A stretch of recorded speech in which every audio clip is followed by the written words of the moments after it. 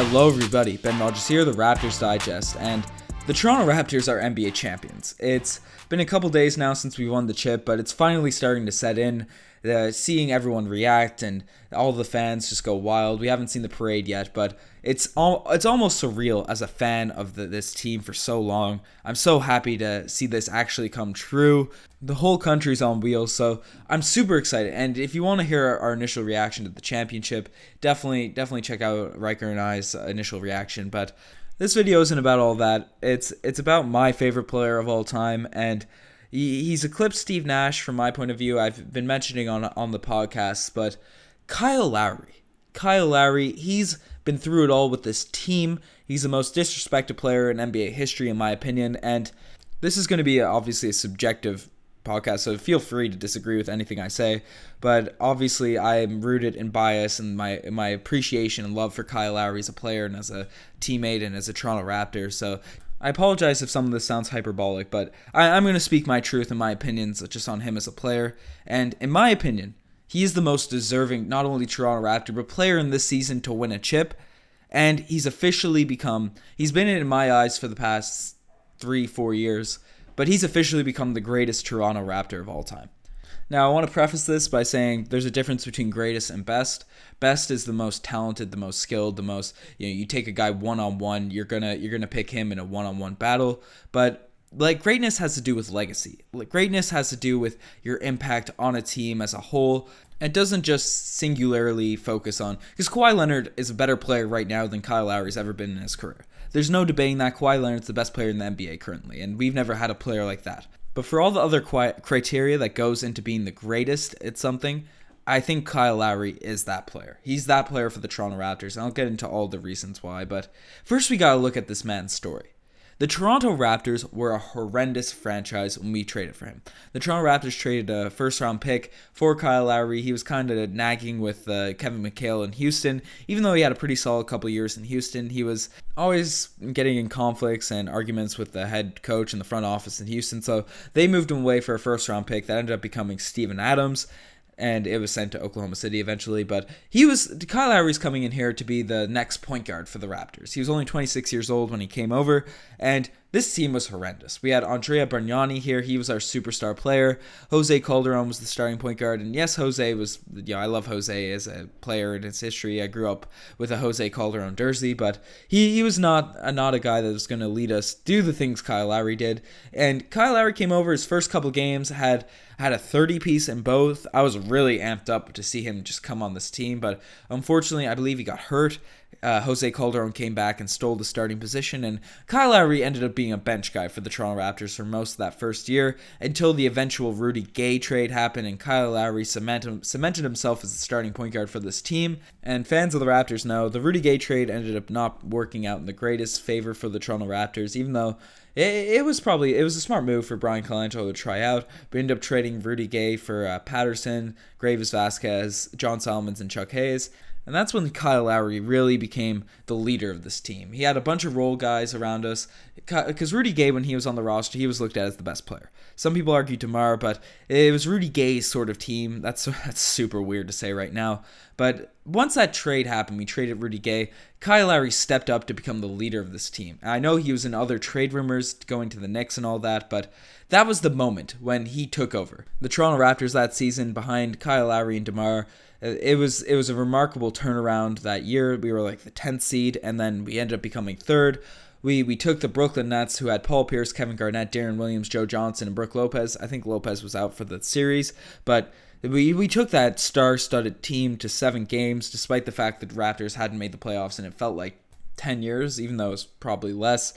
But Kyle Lowry was the turnaround. DeMar DeRozan stepped up his game. He elevated himself, but he was still a one-dimensional scorer at that point in his career. DeMar evolved, and we've talked to death about DeMar's improvement and growth, but at that time, Kyle Lowry was undoubtedly the best player on this roster. There was zero debate. He hit the biggest of biggest shots. He grew an act for just hitting shots whenever the Toronto Raptors needed it. But I always reference it, especially 2016 is when Lowry became the best at it, but he was the number one scoring option on those Toronto Toronto Raptors teams, and he'd just come down these full court transition threes, pull-ups that he'd hit. They were game-changing. They were momentum-changing. They were the shots that they were in the same vein Steph Curry hits those types of shots now. Kyle Lowry was hitting those for the Raptors all those years. So he stole my heart as a player because he was the leader. He was not only the bulldog and the leader, but he was our main scorer in 2014. And yes, we ended up losing the playoff series due to some wild stuff, but we can make a whole video on that Brooklyn Nets series on its own. But it was a huge turning point for the franchise, and Kyle Lowry was the spearhead behind that.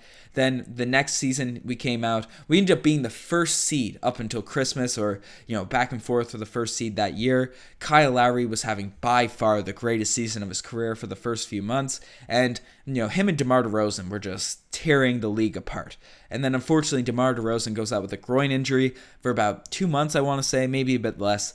Everyone expected the Toronto Raptors to fall off, but no, they actually amped up their play. Kyle Lowry was having 30-point game after 30-point game after, near triple-doubles. Games, Kyle Lowry did everything for this team. Our second best player was Patrick Patterson throughout that stretch. Jonas was still very inconsistent at this point. It was a very, looking back at the roster, it wasn't nearly the team that we had now. And Lowry kept us at the top of the East, despite the fact everyone thought we'd fall off, and he really exerted himself. It was a remarkable sight, and he was a bit heavier Kyle Lowry at this point, so it was a wild run. And then unfortunately, DeMar DeRozan comes back and things are still looking good, but unfortunately Kyle Lowry sustains a back injury. He was completely broken up the second half of the year, and despite the fact DeMar was back healthy, the engine for this team fell off the map, and the Raptors maintained, I think it was the 4th seed in the Eastern Conference, but the second half of that year, they were kind of objectively horrendous. They relative to a top team in the NBA, they were not good. And that was mostly due to the fact that Kyle Lowry was injured, and he played in that Washington Wizards series as a broken player. And I remember he'd be lying down on the court. In itself, it was remarkable that he played that series, but he was very bad. He was very bad, and it was due to injuries. That season, it was objectively, no doubt about it, due to injuries. And that's where this narrative of Kyle Lowry being a playoff choker came from. It was because his stats were bad. I don't even want to pull them up, but they were not a good look. We got swept by the Washington Wizards, who weren't even having the greatest stretch of their season going into the playoffs either. So that sucked. Paul Pierce had those moments, and Kyle Lowry developed this narrative as the trash bros. And DeMar DeRozan also struggled a lot, but Kyle Lowry that year was objectively due to injuries. He was hobbling around at the end of the season and it carried into the postseason. So that was unfortunate. But the next year, when everyone kind of wrote the Raptors off as, maybe the year before was a fluke and, they're a good regular season team, all the narratives we still hear to this day, they started to pick up. The Masai Ujiri kept with the same kind of group of guys, amped up the defense, brought in Damari Carroll, Corey Joseph, Bismack Biyombo, and the defense really picked up the next season. And Kyle Lowry, by far, had the best season of his career this 2016 year. He was averaging 21 points per game, 6 assists, 5 rebounds. Those are comparable numbers to Derrick Rose's MVP season. He really brought the Raptors out of the mud and led us to one of the better seeds in the Eastern Conference. It was just phenomenal what Kyle Lowry is doing on the court that regular season. He had that infamous game where he hit that step-back shot of the Cleveland Cavaliers in the regular season.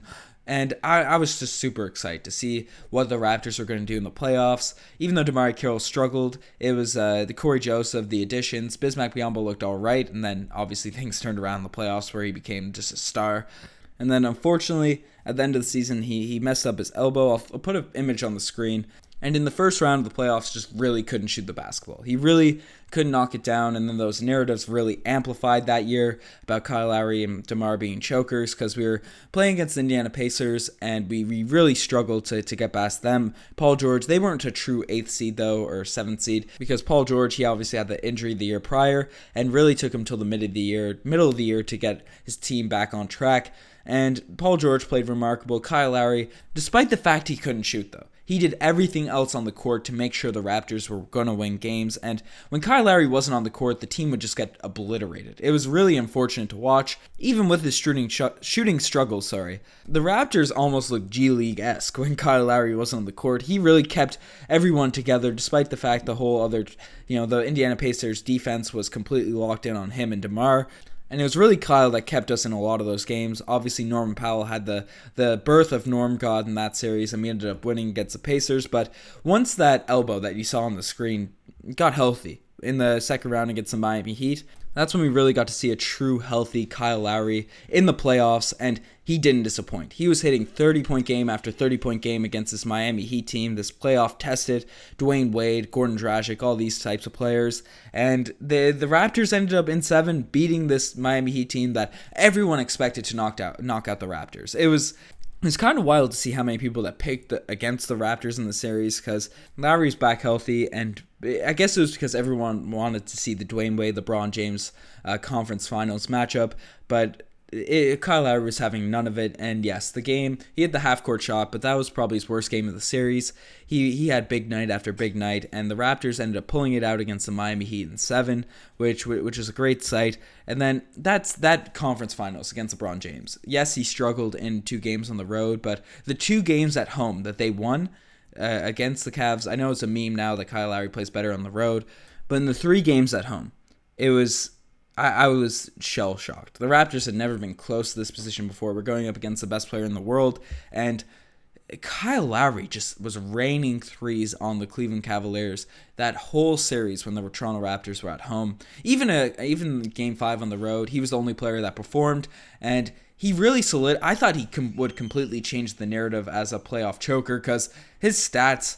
That was the birth of Kyle Lowry's clutching, in my opinion, because he was getting buckets left, right, and center. He didn't look phased by the moment, except maybe in that Game 1 of that conference finals, but the Cavs really out-strategized and ran this play that completely feasted on Jonas Valanciunas' poor pick-and-roll defense, poor closeouts, and they dominated us the first 2 games, but the only reason we won the rest of it was Bismack Biyombo's remarkable rebounding and Kyle Lowry's ability to hit clutch shots, those mid-range fadeaways. I can still picture them now. I remember crying at the screen after we won 2 games, the Game 4 at home against LeBron James, so that was a remarkable moment in Raptors history for me. That's when he really solidified himself as the greatest Raptor of all time in my eyes.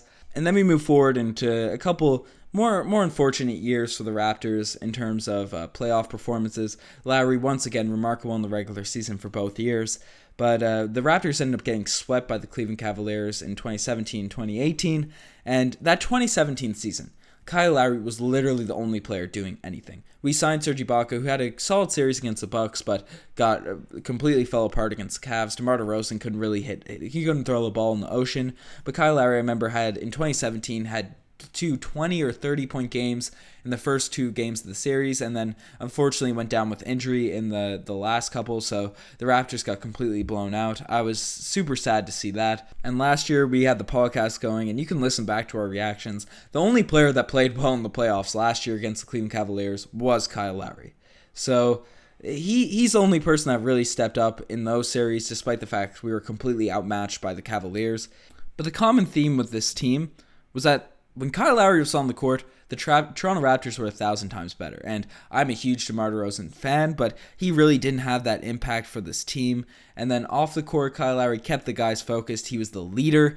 In my opinion, I don't really understand the argument behind DeMar and Lowry. Yes, DeMar DeRozan had more of a face, more of an image on, in terms of repping the city and being a cultural icon for this team. I think the on-court identity of the Toronto Raptors was Kyle Lowry. A bit hot-headed, a bit some chip on their shoulder, and always bounce back from adversity. So that was that. I think the Toronto Raptors embraced the identity of Kyle Lowry, and even with Kawhi Leonard coming in this season, Kyle Lowry remained the leader of this team. It was the Kawhi, obviously the best player, and became, like DeMar DeRozan, more of an icon throughout the league and got most of the credit. But Lowry was the guy that just pushed this team forward. That when Kawhi Leonard was out with load management, he won us games in the regular season. Even though his role changed this year, it was Kyle Lowry who usually led the team in box plus minus, who did all the other things on the court, who did all the little things to win games, kept people motivated, kept feeding Serge Ibaka, Marc Gasol, Pascal Siakam all these shots, and really turned around Serge Ibaka's career this season, made Marc Gasol and Siakam look really good when they were given the ball in perfect position to score. It's Kyle Lowry did the little things, and yes, Kawhi Leonard, if he remains on this team, his impact will grow and his narrative, but everything that Kyle Lowry did, he turned around. I mentioned, I've been talking for about 12 minutes about everything Kyle Lowry's done for this team. He took a roster that was completely trash. They were very poor when he came to this team, and him and DeMar. I gotta give credit to DeMar too. Their stories written together, but Kyle Lowry was the engine for DeMar's kind of face and flash and finesse. In terms of greatness, DeMar is still up there as well, but what really gives Kyle Lowry the edge is obviously he stayed on this championship team and his ability to adjust. His ability to do what was needed for this team. He didn't care about being the face. He wanted to be the guy that was all about winning, all about changing the culture and turning this team into a championship roster. And he did it. He did it. He showed up big time in the biggest of moments. In the conference finals and the NBA finals, Kyle Lowry elevated his game to a point where it was just amazing. The threes he'd be hitting, the passes he was making. In the biggest moment in Raptors history, Kyle Lowry stepped up and brought home the chip. And I won't reiterate everything that just happened, for this team, but Lowry, we'll just talk about the Game 6 closeout, because Kyle Lowry had 21 points in the first half. He was hitting shots that will forever be ingrained in Toronto Raptors lore, but the fact that for all the things I mentioned, Kyle Lowry was the first star to really turn this franchise around and give us playoff success. People would argue that DeMar was more of a star, but there's no debating Kyle Lowry is the better player, at least until 2016, 2017, before he went out with that wrist injury in 2017. But the Kyle Lowry really turned around this team with DeMar DeRozan. So the fact that he was there for that, and then on this championship run to fulfill a new role, but still being the leader of the team, and in the biggest of moments to step up like he did, that's the greatest player in Toronto Raptors history in my eyes.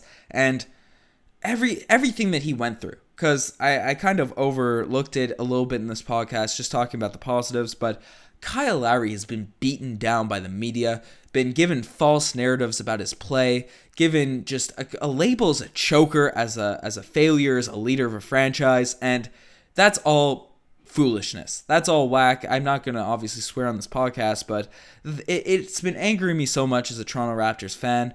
He gets trashed on, he gets memed, and to see him come out on top, to see him come out with the championship. When he signed with this team, he brought up everything that he's done for the city and how much the city's embraced him and how he feels connected to this team. And he said, "We got to finish what we started." That was put that in writing when he re-signed his most recent contract with this team. And he finished what we started.